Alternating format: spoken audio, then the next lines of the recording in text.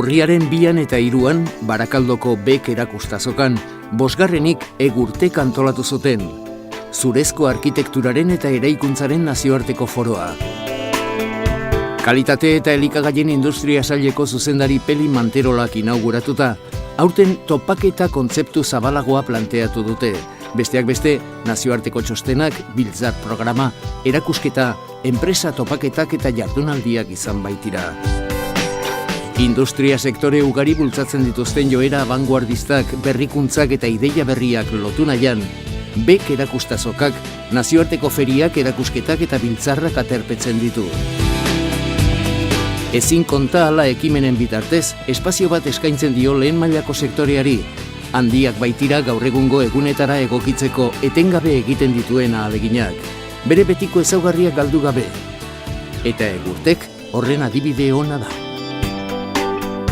Kasu honetan Egurtek egurrarekin konstruzio mailan ikusi dezakegu hor sektore horietan innovazioa edo berrikuntza somatzen dela, aurtengo edizio honetan, Egurtekeko edizio honetan hasi gara ikusten, gero eta erabilera gehiago ditula egurra eta askotan konportamenduak beste material berri edo material moderno batzuek baino portaera hobeagoa duela. Gure herriko lur guztien erdiak basoak dira. Beraz, zurgintzak Euskadiren ekonomian eta kulturan zer nolako garrantzia daukan ulertzea ez da zaila. Mendia eta azken produktua elkarrekin lotzen dituen katearen begiak asko dira eta elkarren beharra dute sektorea lehiakorra izango bada. Eraldakuntza enpresek produktu berriak behar dituzte gaur egungo produktuak hobetzeaz gain. Izan ere, gero eta zurezko produktu gehiago eskaintzen baitizkiete. Azken finean, zura lehengai berriztagarria izateaz gain, kalitaterik handienekoa ere bada. Abik, Euskadiko zuraren klasterrak parte hartzen nabarmena izan zuen Egurtek azokan. Oskar Azkaratek azaldu zigun klasterra zer den eta nortzuk elkartzen dituen. Klaster Abik Euskadiko egurran klasterra da. Bertan 105 enpresa daude eta forestal egurran sektorean aurkitu ditzazkegun enpresa guztiak, katai osoa daude.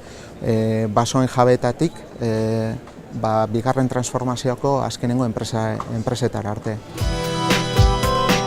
Hau produktu berrien lagin txiki bat baino ez da. Orozkoko Torrezar enpresak zur termotratatua lantzen du. Hori egin dezakeen enpresa bakarra da estatu osoan, eta pinukiaren kanpo erabilerak nabarmen hobetzen ditu. Zurezko trafiko seinaleak produktu berrien beste adibide bat dira. Proiektu hau, ASIK bultzatutakoa da Europa osoan. Egurrak azkenian bertako enpresak produktu berri asko ataratzen dabiz azkenengo urteetan, teknologia aldetik garapen handia jasan dute beraien produktuak eta azkenian produktu diferenteak sortzen dituzte, adibidez hemen bertan daukagu termotratatutako egurrakin egindako produktuak. Beraiek gainera dira estatu mailan tratamentu hau egiten duten bakarrak eta hauek ere bertako egurrakin egiten dute lan. Beste produktu batzuk kontratxapauak, gero dauzkagu frondosa laminatuakin egindako produktuak, muro kortina esaten dena, oin beti aluminiokin egindako produktuak orain egurrakin egindakoa dira. Hau ez da produktu berri ataratzea, baizik eta produktu konbentzional bat materiala aldatzea. Aluminiozko seinalitikak egin ordez, egurrezko bertako egurrakin egindako seinaleak egiten ditugu. Hau proiektua ondion prototipo batekin gabitz, baina ideia da prototipo honek gero industrializatzea. Elorrioko Protek enpresak ere erakusketan hartu zuen parte. Bere babesesiak erakutsi zituen, zurez forratuak eta besteak beste errepideen estetika hobetzeko balio dutenak. Gure herriko errepide sareko hainbat lekutan ikus ditzakegu eta etorkizunaren alde eginiko erronketako bat da. Protek kanporako egurrezko fabrika bat da, Orduen, kanporako egurraren barrean espezialista gara, baina gauza asko desberdin asko ditzen duguz. Bai seinaletika, zein baiauak, zein portxiak, pergolak, gauza elementu desberdin asko. Onda urte batzuk garatu genuen sistema bat, barrera bat biderako, baina egurragaz forrauta. Bertoko egurragaz forrauta. Hau da, Naturprotect deitzen da, eta bidietan ipintzeko homologaute dau, CE markaua dauko, eta idea da, metalesko txapa bat, metalesko barrera bat daukon inpaktu bizuala eukin barik, hobeto integretako egurragaz forrautia. Berrikuntzaren alde etengabe eginez, Egoin enpresak behin eta berriro erakusten digu zura bigarren mailako zeregina betetzetik, lehen mailako zeregina betetzera igaro daitekeela, bai eraikuntzan, bai obra handietan.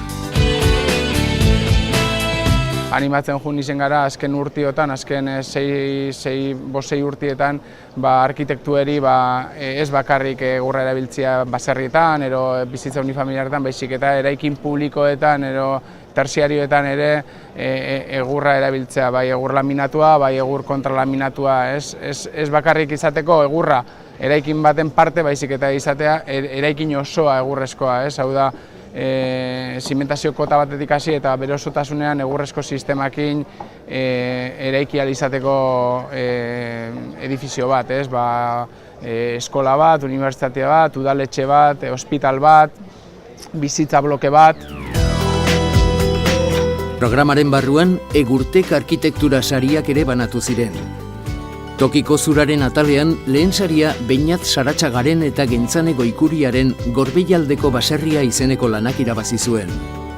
Torrezar enpresaren zur termotratatua zegina, tokiko zuraren erabilera originala baloratu dute.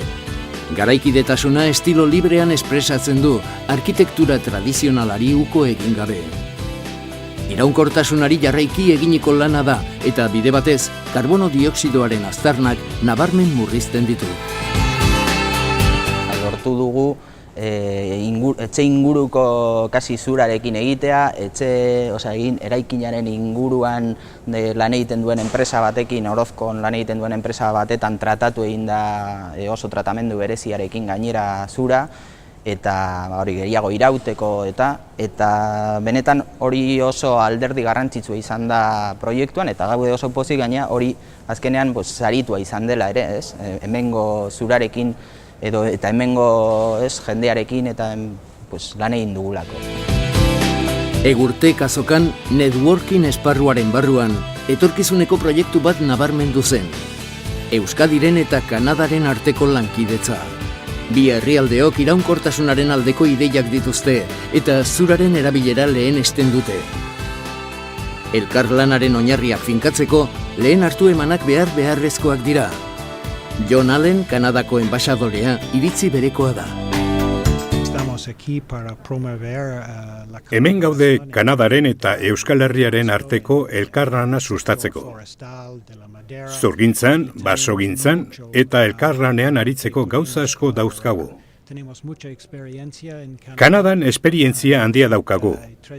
Gure etxe guztien 93% zurez eginak dira, eta Euskadiko industriari lagun dizaiokegu, gauza batzuk aldatzen. Aukera handiak daude.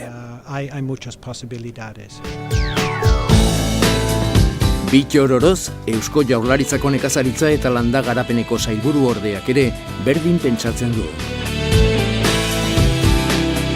Azkenean Euskadin, azken urteetan ez da gehiegi eraiki egurren, eta pentsatzen dugu momentu honetan garaia dela hori sustatzeko, eta hori sustatzeko momentuan Kanadak esperientzia handia du. Bertan, 95% egurrean eraikitzen da, horri oso garrantzitsua da beraientzako, eta guk antzeko modelo batera joan nahi dugu. Pentsatzen dugulako, bertan ekoiztutako egurra, bertan transformatua eta eraikuntzan erabiliak sektore osoa indartzen duela. Eta bilatu dugun bigarren topagunea izan da investigazioa, berrikuntza eta ikerketa egurraren inguruan. Labur esan da, Egurtek azokan argi eta garbi geratu zen frogatuta, zura etorkizuneko lehengaien artean dagoela. Eta zurarekin lotura duten euskal sektore guztiak jo eta ke saiatzen ari direla, produktu berriak eta kalitate honekoak eskaintzen. baina gure basoak gehiegikeria sustiatu gabe.